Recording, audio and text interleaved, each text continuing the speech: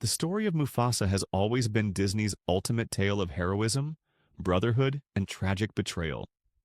For decades, audiences have celebrated the noble king who took in his abandoned brother, only to face the ultimate act of treachery. But the new Mufasa film reveals details that fundamentally challenge this narrative. What if the most beloved Disney hero wasn't the selfless savior we believed him to be? What if Mufasa's adoption of Taka was the most calculated political move in Prideland's history? The opening scenes of the new film show us young Mufasa, separated from his birth pride, facing certain doom from crocodiles when Taka intervenes. It's presented as pure chance. A lonely cub desperate for a brother stumbling upon another cub in mortal danger. The visual storytelling seems straightforward. Heroic rescue, grateful survivor, instant brotherhood. But frame-by-frame analysis reveals something far more complex lurking beneath this Disney fairy tale.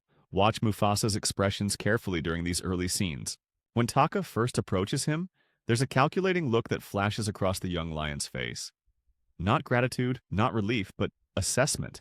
His eyes move quickly, taking in Taka's well-fed appearance, his confident posture, the obvious signs of pride membership.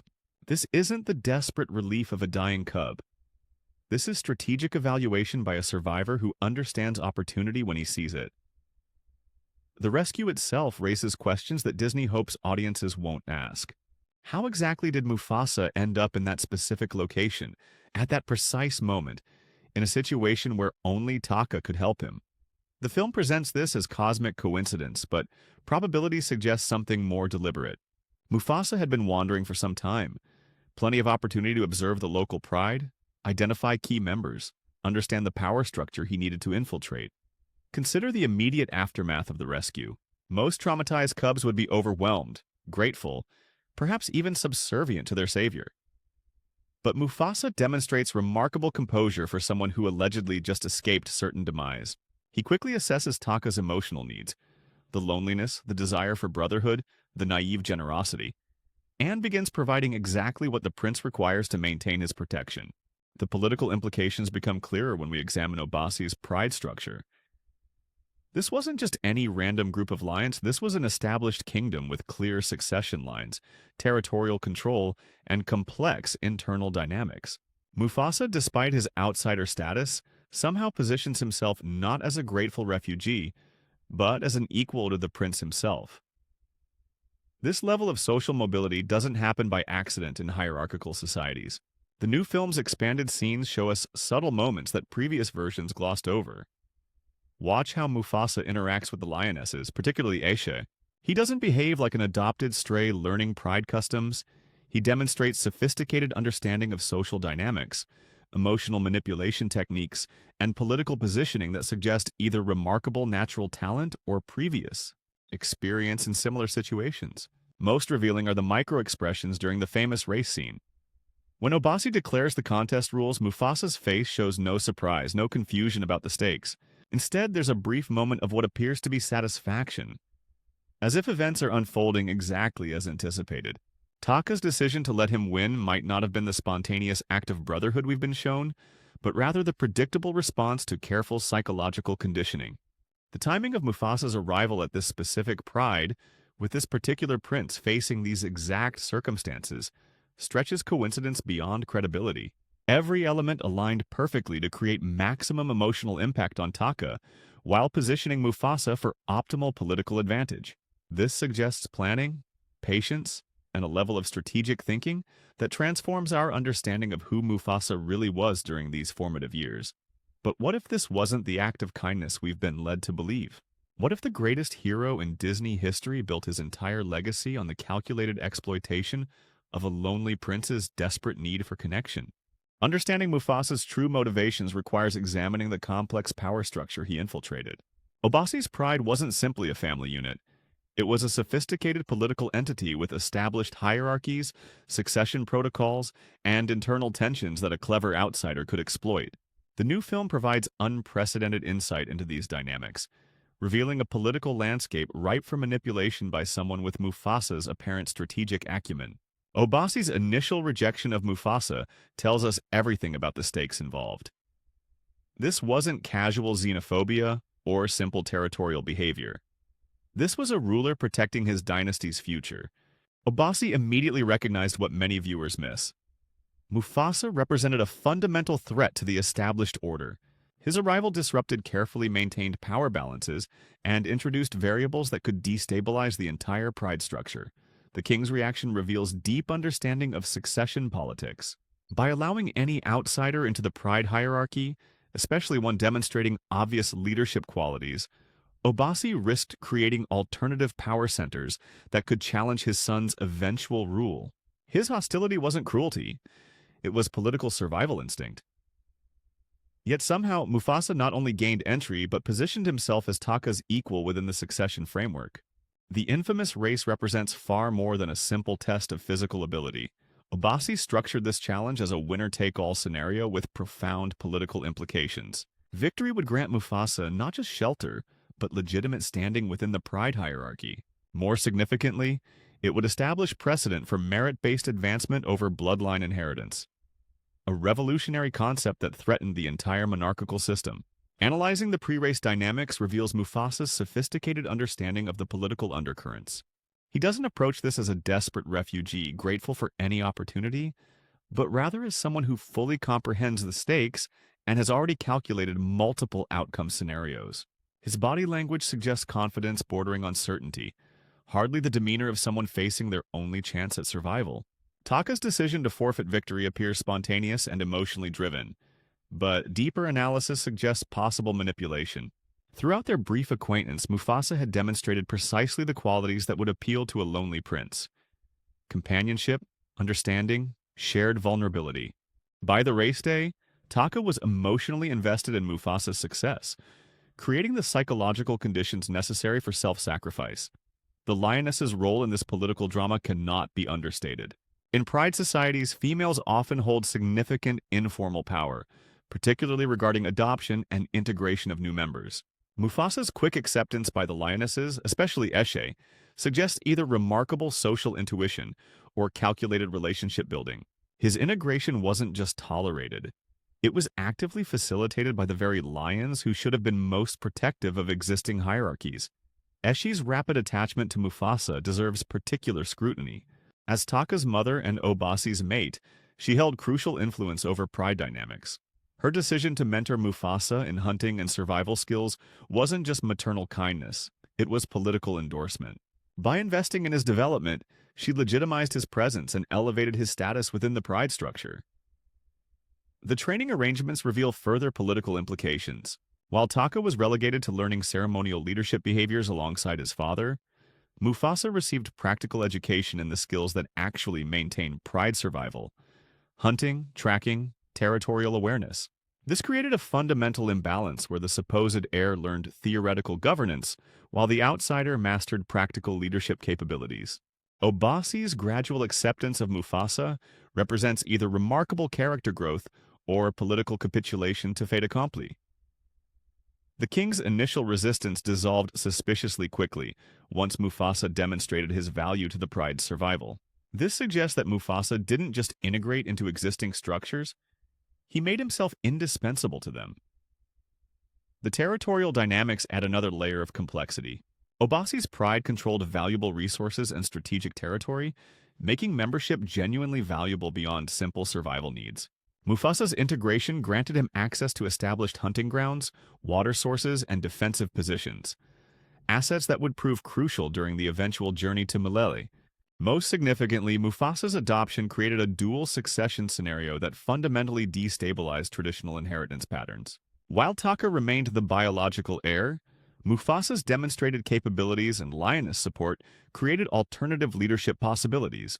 This tension would manifest repeatedly throughout their relationship, ultimately contributing to the tragic breakdown of their brotherhood. The pride's social dynamics during this period reveal fascinating parallels to historical political adoptions used to secure power or legitimize rule. Throughout human history, strategic adoptions have served as tools for creating dynasties, securing alliances, and establishing claims to territory or resources. Mufasa's integration follows remarkably similar patterns to these documented political maneuvers. This wasn't just about survival. This was about securing power through the most effective means available. exploiting the emotional needs of someone already positioned within the established hierarchy, while simultaneously making himself invaluable to the existing power structure. The most damning evidence of Mufasa's calculated strategy lies in his systematic cultivation of relationships within Obasi's pride, particularly his bond with Aisha. What Disney presents as natural maternal affection was actually a masterclass in psychological manipulation. A deliberate campaign to replace Taka's most important emotional connection with one that served Mufasa's political ambitions.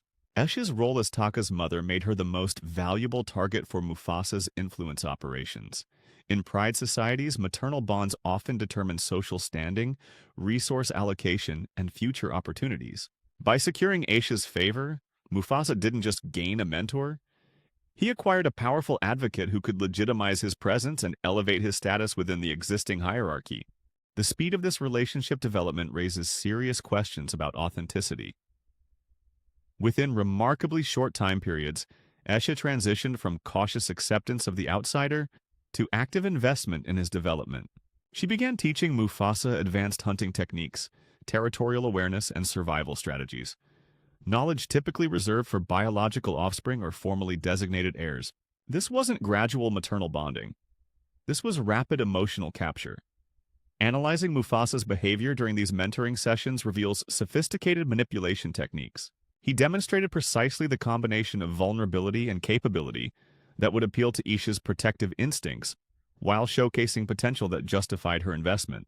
His responses to her instruction showed careful calibration, grateful enough to encourage continued attention, successful enough to validate her teaching, but never so accomplished as to appear threatening to existing hierarchies. The psychological impact on Taka becomes apparent when examining the shifting family dynamics. As Aisha's attention increasingly focused on Mufasa's development, Taka found himself relegated to increasingly peripheral roles within his own family structure.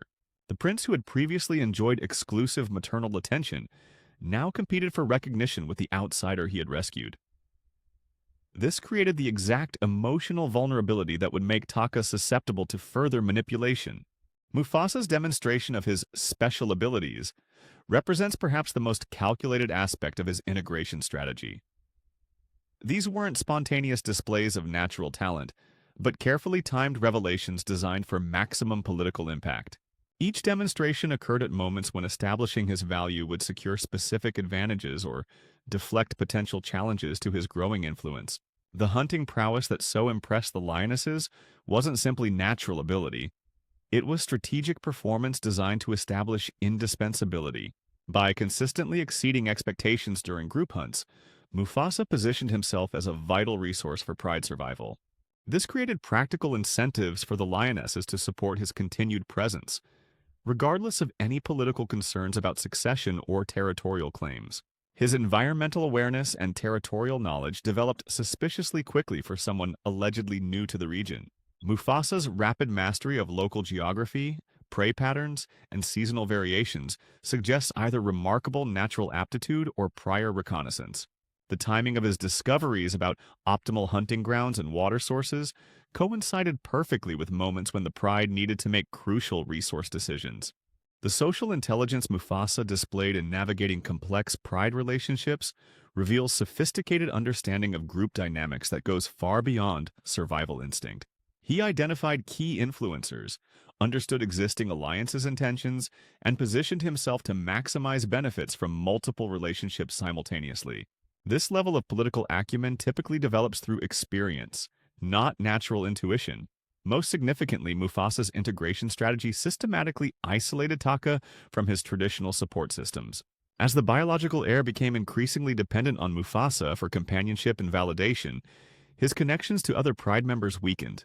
The lionesses who had previously focused on Taka's development now invested their attention in the newcomer's progress. Even Obasi's interest shifted toward assessing Mufasa's potential rather than nurturing his son's capabilities. This isolation served multiple strategic purposes. It eliminated potential opposition to Mufasa's growing influence while creating emotional dependency that could be exploited during crucial decision-making moments. Taka's increasing reliance on Mufasa for social connection made him vulnerable to manipulation during the critical events that would follow. The grooming behaviors exhibited throughout this period followed documented patterns of institutional manipulation. Mufasa provided exactly the emotional support Taka needed, while gradually establishing himself as the superior choice for leadership roles.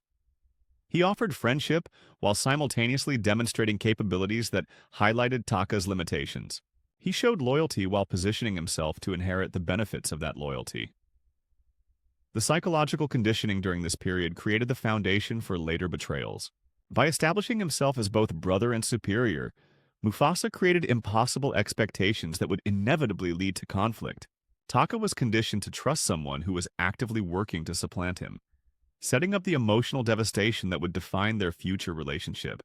Every move was calculated to position himself as the rightful heir. The outsider attack represents the moment when Mufasa's long-term strategy crystallized into decisive action.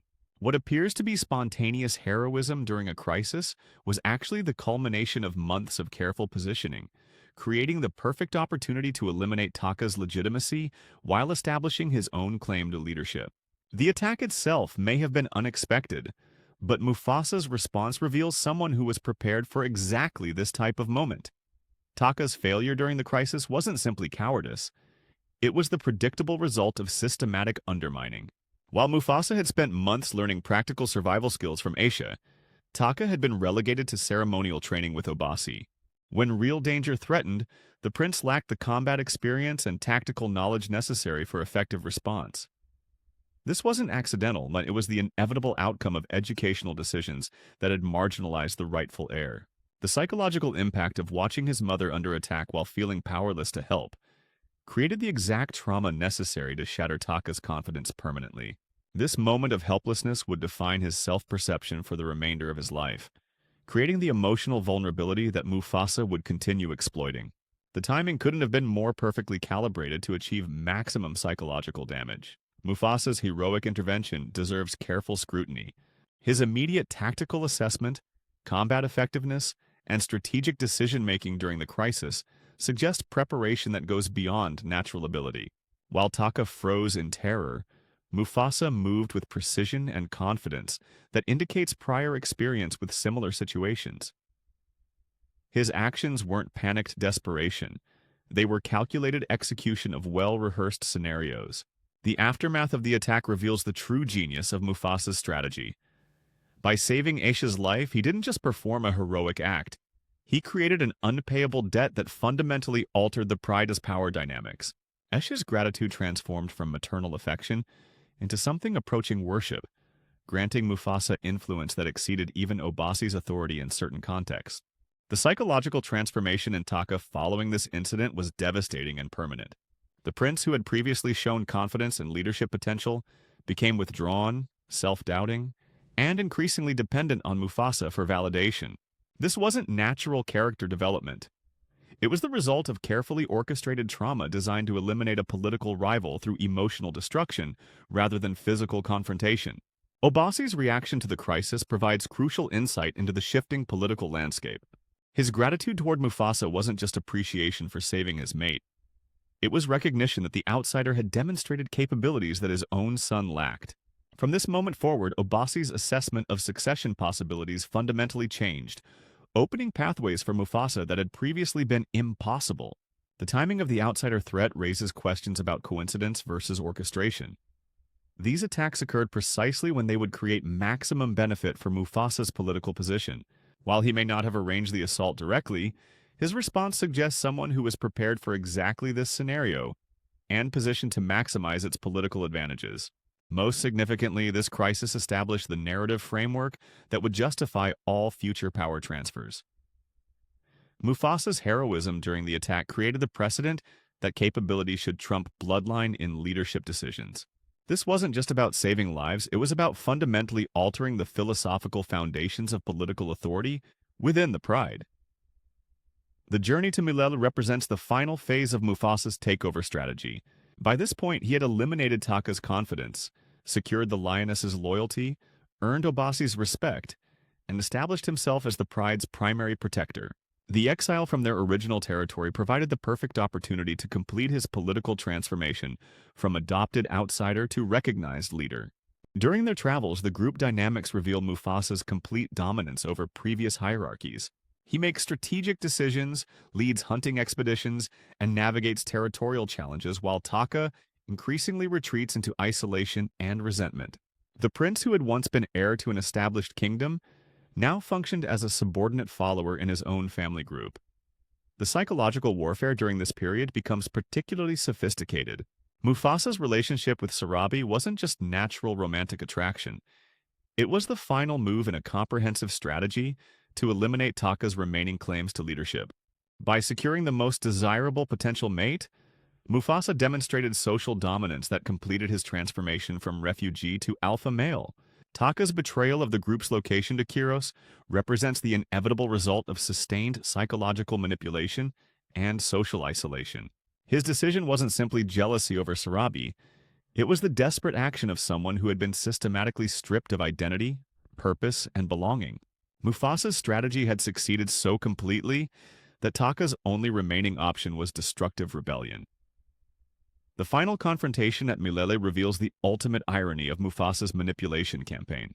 Taka's moment of redemption, jumping between Kiros and Mufasa, represented perhaps the only genuine emotion in their entire relationship.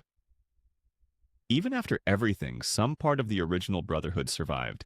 Yet this act of sacrifice only served to further Mufasa's political interests by eliminating his last potential rival while maintaining his heroic reputation. Mufasa's decision to exile Taka rather than execute him wasn't mercy. It was the final calculated move in a masterful political campaign. By allowing his defeated rival to live while stripping him of name, identity, and social connection, Mufasa achieved something more complete than simple elimination. He created a living reminder of what happens to those who challenge his authority while maintaining his image as a benevolent ruler. This is where the mask finally slips completely. The true measure of Mufasa's political genius becomes apparent when examining how his adoption strategy influenced his entire approach to kingship. The skills he developed during his integration into Abbassi's pride, emotional manipulation, strategic relationship building, and systematic elimination of rivals became the foundation of his governing philosophy. The benevolent king audiences remember was actually a master politician who had learned early that genuine power comes not from birthright, but from making yourself indispensable to those around you. Mufasa's reign over the Pride Lands reveals consistent patterns that echo his original takeover strategy. His relationship with the lionesses wasn't built on traditional royal authority, but on demonstrated competence and emotional investment. Just as he had won over Asia through targeted attention and skill development, he maintained loyalty throughout his kingdom by providing practical value rather than relying on inherited respect. The circle of life philosophy itself can be reinterpreted through this lens as sophisticated political messaging. By framing leadership as natural order rather than personal ambition, Mufasa justified his non-traditional path to power, while establishing ideological frameworks that discouraged challenges to his authority. The same intelligence that had identified Taka's emotional vulnerabilities now operated on a kingdom-wide scale. His treatment of Scar during their adult relationship demonstrates remarkable consistency with his childhood manipulation tactics. Rather than eliminating his potential rival outright, Mufasa maintained him in a subordinate position that served multiple strategic purposes. Scar's presence provided a convenient contrast that highlighted Mufasa's positive qualities, while his obvious resentment justified continued surveillance and control measures. The psychological dynamics between the brothers during Mufasa's reign revealed the long-term consequences of their childhood trauma. Scar's eventual betrayal wasn't the spontaneous act of a jealous sibling. It was the inevitable result of decades of systematic psychological conditioning. Mufasa had created his own destroyer through the very manipulation tactics that had secured his original rise to power. This cycle of manipulation and betrayal extends into the next generation with disturbing precision. Simba's relationship with his own family members reveals inherited patterns of strategic relationship management that echo his father's approach. The young prince's natural charisma and leadership abilities weren't just genetic inheritance. They were learned behaviors modeled after Mufasa's sophisticated manipulation techniques. The treatment of Kovu in The Lion King the Seku provides perhaps the clearest parallel to Mufasa's original adoption strategy. Simba's eventual acceptance of the outsider follows remarkably similar patterns.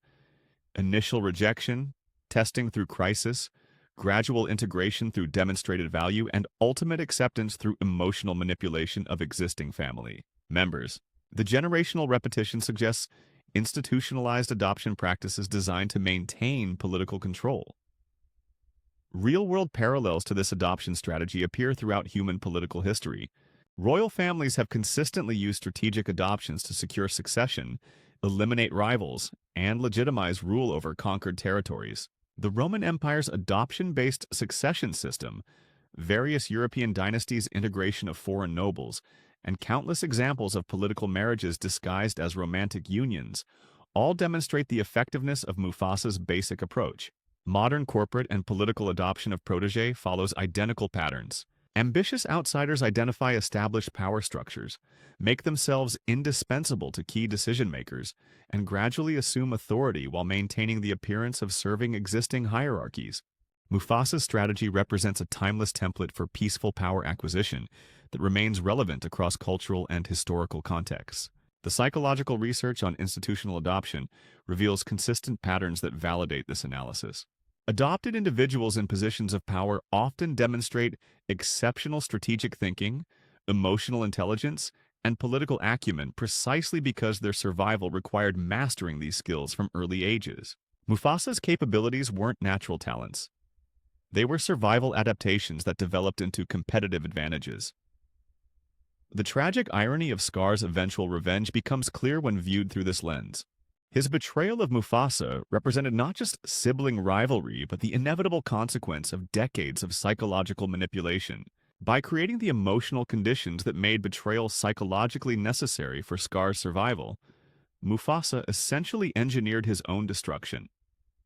The master manipulator was ultimately destroyed by his greatest manipulation success. This reinterpretation fundamentally challenges Disney's heroic narrative while revealing uncomfortable truths about power, family, and political legitimacy. Mufasa's story becomes less about noble leadership and more about the sophisticated strategies necessary for outsiders to succeed within established hierarchies. His heroism transforms into calculated ambition that achieved positive outcomes through morally questionable means. The implications extend beyond entertainment into real-world understanding of leadership, adoption, and family dynamics. If Disney's greatest hero achieved success through systematic manipulation of vulnerable individuals, what does this suggest about our cultural definitions of heroism, legitimacy, and family bonds?